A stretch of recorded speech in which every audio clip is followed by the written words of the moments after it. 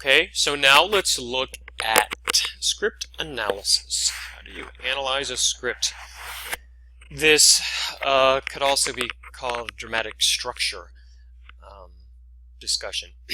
The first type we're going to look at is basic, most common dramatic structure.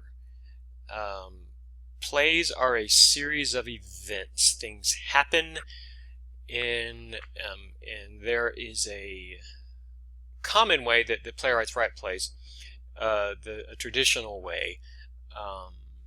It's called many things, which we'll talk about in a second, but let's think first about the difference between plot and story. The plot is what we see happen on stage. If someone kills somebody in between Act 1 and Act 2, but we don't see it, technically that's really not part of the plot. Somebody coming on stage and saying, "Oh my God, Bob killed Ken." The telling is part of the plot. That's getting a little bit picky. But definitely there's a difference in plot and story when we think about what we know about these characters. And so just think about, a movie or a play, and every single thing you know about those characters is part of the story. A lot of things happened before the lights went up. All of that stuff that we hear about, the history of these characters, is part of the story. But the plot doesn't actually start until the lights go up, until the first character starts talking. The first thing that we look at when we look at the structure of play is what's the stasis? What's the situation at the beginning of the play? We don't learn fully about the situation at the beginning of the play until it could be very late. You don't see a play and in the first 5 minutes the characters spell out everything you need to know. We learn things about other characters by exposition, which is a term I'm sure you know. Could be that we don't get some important facts until the very last minute of the play. So you can't really fully define the stasis of a play until you've read or seen the whole thing. But the stasis is that situation at the beginning, whether or not, whenever we find out the full situation, it is what has happened in these characters' lives up until this point. It's the whole situation. It can be as simple as the setting. What time of year is it? Where city are they in? Blah, blah, blah. It's the whole situation. Think of a play as a pot of soup. And the stasis are all the ingredients that you're putting in it together. It can include everything from personality traits of the characters. Everything that's going to affect what happens is an important part of the stasis. So the stasis is the situation at the beginning. Then something happens, and things don't just stay the same forever, obviously. That first thing that happens, the thing that sets everything in motion, is called the inciting incident. This will almost always, 99% of the time it happens on stage, and it's something that we see. I will acknowledge that it is possible, especially in a very short play, and perhaps a 10-minute play, that the inciting incident happened before the play started. But that is extremely rare, and even in those cases, I would argue that you could probably find an inciting incident within the plot. So always look for the inciting incident in the plot. It sets everything going. If the inciting incident did not happen, nothing would have changed. The stasis would have stayed in stasis forever. It doesn't mean that everybody would have been standing there frozen still, but things would not have changed. It brings about the major change. It is the first, it is the major complication. It is what sets everything off. In basic dramatic structure, think of things happening in a play as a series of dominoes. The inciting incident is that first domino that falls over, and because that happened, something else happened. Because the second thing happened, the third thing happened. Because the third thing happened, the fourth, and so on and so on and so on. That is generally the way that stories are told, with variations, of course. Let me be very clear that this is the most basic of dramatic structure. That no playwright would ever say, okay, I'm going to follow this pattern. They all think everything they've created is the most unique, wonderful thing ever. But it is pretty rare for someone to follow a strict pattern. This is you might refer to this as a well-made play pattern or basic structure, which we'll look at in a second. So the inciting incident happens, things happen. This sets off a series of complications. There may be many, depending on the length of the play and depending on how complicated the plot is. They tend to build upon each other until you get to the climax. This is probably not news to any of you. The climax is the point of highest tension in the play. It is the resolution of the inciting incident. In a good play, when you look at a good play in hindsight, you see that the climax was inevitable. You didn't see it coming, maybe, as you were watching or reading it, but once the play's over, you see, oh, that climax had to happen once the inciting incident happened. So it's the resolution of it. And after the climax, there should be kind of feeling like a new stasis, a new situation at the beginning of the play, at the end of the play. And a new play could start from there. Think about all the movies that are sequels, you know, and they feed off the fact that, oh, you know, we're going to have a part 2, a part 3, a part 25 to this movie. So one ends with a new stasis that the next play begins. I would like to add one more component to this, which I've started focusing on more in my teaching and my own script analysis. There tends to be a point of no return before the climax. There's a point in which usually the protagonist has decided, okay, I have no choice but to follow through on this, and what they follow through on leads to the climax. In the structure of a musical, it's usually that song in which they sing where they're getting up all their gumption to do something, and then the next scene is the climax. So you've got a stasis, an inciting incident, a series of complications, a point of no return, a climax, and then a new stasis. That's basically generally the way that stories are told. You know, tell a joke. It's kind of based on this same structure. Most movies and TV follow this very strictly. Why would they do that? Doesn't it seem boring? Well, it's the way that we experience life. Unless we're psychotic, we see things in a linear way, in a line. One thing progresses to another. So this basic dramatic structure is more frequently referred to a structure, one of the structures listed here. Chronological makes perfect sense. Things happen according to the way that we experience time in the world.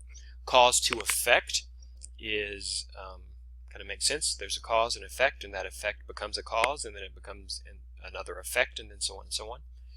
Looking at a traditional structure. When you say traditional structure, you mean stasis, inciting incident, complications, climax, whatever. It's also called Aristotelian.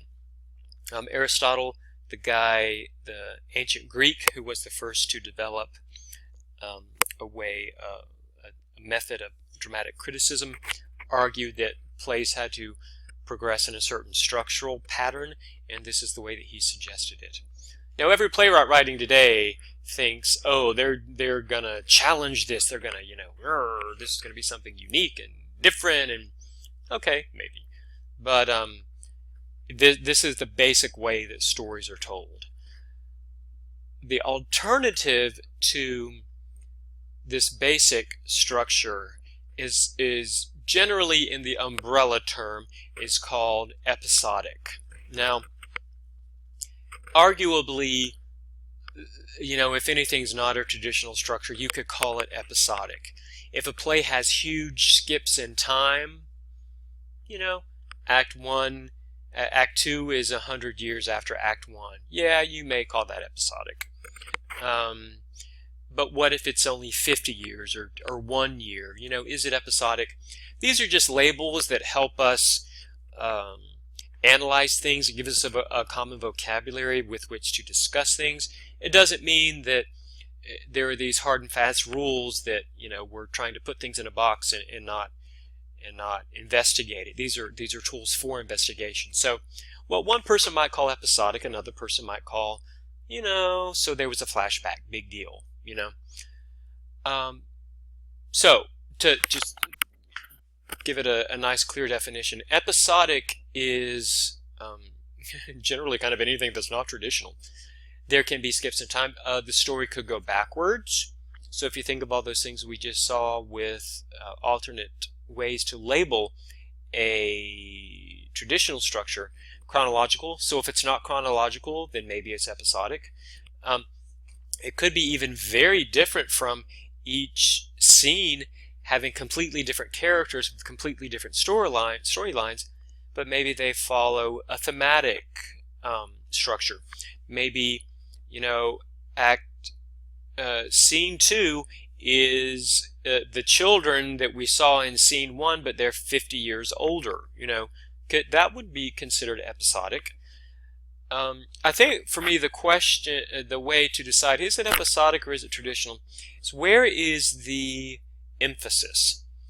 What's the point?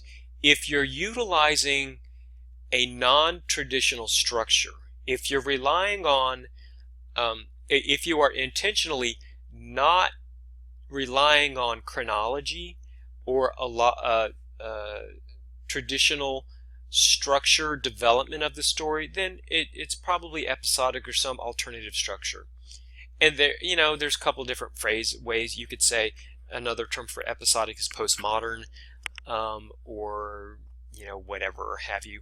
The focus in episodic structures, to think about, you know, when you're watching a movie, a traditional movie, maybe an action movie, we're always looking for the climax. We're like, what's coming next? What's coming next? How is the story going to end? If that's the main question you're asking yourself, then it's probably a traditional structure, and that's great. If the focus is less on that and more on what exactly is happening in each moment, and more importantly, how the moments compare and contrast to each other, then it's probably episodic. Now, that doesn't mean that we are built to want to know what comes next. You know, what's going to happen? How is this story going to end?